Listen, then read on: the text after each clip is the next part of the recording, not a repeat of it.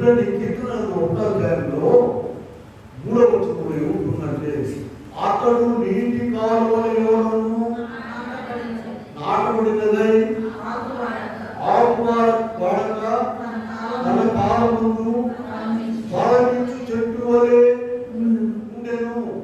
అతడు చేయనంతయు ఇలా చెట్టును ఉదాహరణగా తీసుకోండి. చెట్లు మానవులు సూచనలు.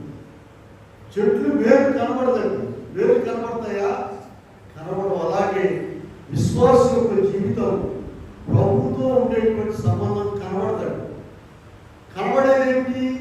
చెట్టు పెరిగి కొమ్మలు, కాయలు, పిందెలు అవి మనం చూస్తుంటాం.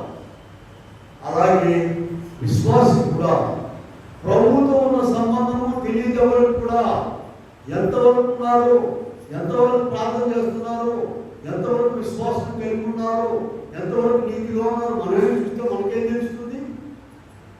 ప్రభుతో ఉన్న సంబంధాన్ని మెరుగుపరుచుకొని వీళ్ళారా ఇదిగో ఆ ఫలములు కనబడాలి.